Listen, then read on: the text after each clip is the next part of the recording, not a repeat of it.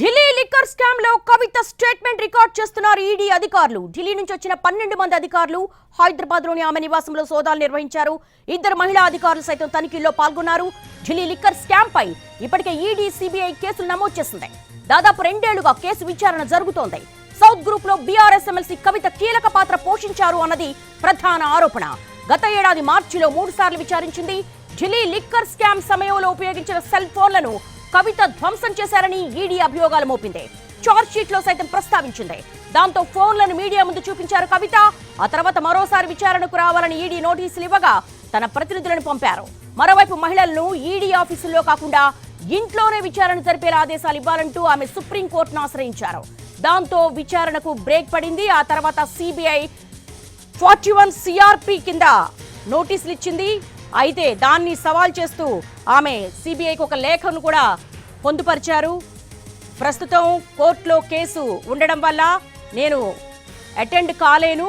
లోక్సభ ఎన్నికల నేపథ్యంలో తాను రాజకీయ కారణాల రీత్యా కొంతవరకు ప్రచారానికి వెళ్లవలసి ఉంటుంది, కీలకమైన పాత్ర వహించాల్సిన సమయం కాబట్టి నేను రాలేను అంటూ కూడా లోక్సభ ఎన్నికల నేపథ్యంలో 41 సిఆర్పిసి కింద ఇచ్చినటువంటి నోటీసులు వెనక్కు తీసుకోవాలని సిబిఐకి లేఖ రాసింది.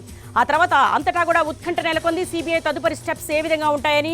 ఇక ఈ రోజు దాదాపు 12 మంది అధికారులు ఇటు జాయింట్ సోదాలు నిర్వహిస్తున్నారు ఇంట్లో. ప్రస్తుతమైతే ఈడీ అధికారులు ఎమ్మెల్సీ కవిత స్టేట్మెంట్ రికార్డ్ చేస్తున్నట్టుగా తెలుస్తోంది. మరిన్ని వివరాలు మా ప్రతినిధి శర్మను అడిగి మరిన్ని వివరాలు తెలుసుకుందాం. శర్మ, అసలు సిబిఐ 41 సిఆర్పిసి కింద నోటీసులు ఇచ్చిన తర్వాత, కవిత ఒక లేఖ రాసిన తర్వాత, ఇప్పుడు ఆల్రెడీ ఈడీ పెండింగ్ లో ఉంది. ఇప్పుడు మళ్ళీ సోదాలు, జాయింట్ సోదాలు ఏ విధంగా చూడాలంటారు? ప్రస్తుతం కవిత ఇంట్లో ఈడీ విచారణ కొనసాగుతుంది. మరి దీనికి సంబంధించి కవిత లాయర్ మోహన్ రావు గారితో మాట్లాడదాం. అంటే ఈడీ వచ్చినటువంటి సమాచారం ముందే తెలుసా? తెలియదండి. వాళ్ళు అనుకుంటూ సుప్రీంకోర్టు ప్రాబ్లీ ఏం జరుగుతుందో తెలియక ఈరోజు వచ్చి ఉంటారని అనుకుంటున్నాము. మేబీ ఓన్లీ ప్రిలిమినరీ వెరిఫికేషన్ వచ్చిందని అనుకుంటున్నాము. ఎందుకంటే సుప్రీంకోర్టులో వాళ్ళ senior advocate additional solicitor general AS Raju గారు సుప్రీంకోర్టుకు అండర్టేకింగ్ ఇచ్చినారు ఫస్ట్ రోజే, మేము ఈ కేసులో ఏం కోయర్సివ్ యాక్షన్ తీసుకోమని.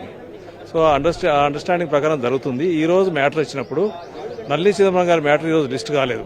అయితే నల్లి చిదంబరం అడ్వకేట్ గారు పాయింట్అవుట్ చేసినారు కోర్టుకు. ఈ రోజు నల్లి చిదంబరం మ్యాటర్ 2 కేసులు ట్యాగ్ చేశారు. ఫస్ట్ రోజు వచ్చినప్పుడే, ఎప్పుడైతే కవిత గారి మ్యాటర్ వచ్చినప్పుడే ఫస్టే మార్చ్ 2023లోనే నల్లి చిదంబరం గారి మ్యాటర్, అభిషేక్ బెనర్జీ గారి మ్యాటర్ కూడా 3 కలిపి పోస్ట్ చేయాలని చెప్పినారు. సో ఆ విధంగానే ఆ 28/7/2023లో కూడా అభిషేక్ బెనర్జీ మ్యాటర్లో కానీ నల్లి చిదంబరం మ్యాటర్లో కానీ లీవ్ కూడా గ్రాంట్ చేసినారు. లీవ్ గ్రాంట్ చేసినారంటే court he's accepted for hearing of the matters and disposal. కాబట్టి ఈ రోజు వచ్చినప్పుడు నల్లి చిదంబరం మ్యాటర్ రాకుంటే నల్లి చిదంబరం యొక్క అడ్వకేట్ కపిల్ సిబ్బల్ గారు మెన్షన్ చేసినారు నల్లి చిదంబరం గారి మ్యాటర్ ఈరోజు లిస్ట్ కాలేదని. When the court was looking for ASG Raju, senior solicitor general of ED, he was not present in the court. Later on he came online వచ్చి కోర్ట్ సైడ్ మేము ఈ మ్యాటర్ను 19th నాడు పోస్ట్ చేస్తున్నాం, 19th నాడు we're going to hear and dispose of this matter అని చెప్పినారు. అంటే రాజు గారు చెప్పినారు మరి ప్రొటెక్షన్ ఈ రోజు వరకే ఉంది, కవిత గారికి మేమైతే చెప్పినాం ప్రొటెక్షన్ కోర్సివ్ యాక్షన్ తీసుకోమని.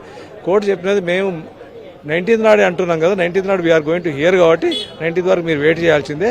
So 19th this matter we are going to hear and dispose అన్నాం.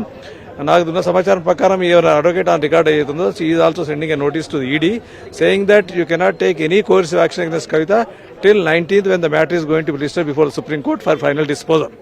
So any action if they take, like arrest గానీ అటువంటి ఏమైనా చేసిన మాత్రం ఇది సుప్రీంకోర్టు వయలేషన్ కిందకి వస్తుంది. Order supreme court will take a serious view in this matter. అంటే విచారణ అన్నది జరుపుకోవచ్చా? విచారణ అంటే in the sense they want to conduct A verification are summoning చేయరాదు. సమనింగ్ అసలు ఒక ఉమెన్ వాళ్ళ ఇంటి దగ్గర విచారించాలా లేకుంటే వాళ్ళ ఈడీ ఆఫీసర్ విచారించాల మీద కేసు నడుస్తుంది. ఇప్పుడు ఆ కేసే 19th నాడు ఇప్పుడు పోస్ట్ అయింది. కాబట్టి వాళ్ళు సర్చ్ టెక్నికల్ గా సర్చ్ కు స్టే లేకపోవచ్చు, సర్చ్ చేసుకుంటూ చేసుకోవచ్చేమో కానీ but decide except search they cannot. గందరగోళం అన్నది జరుగుతుంది. ఈడీ, ఐటీ 2 జాయింట్ గా ఆపరేషన్ సర్చెస్ అన్నది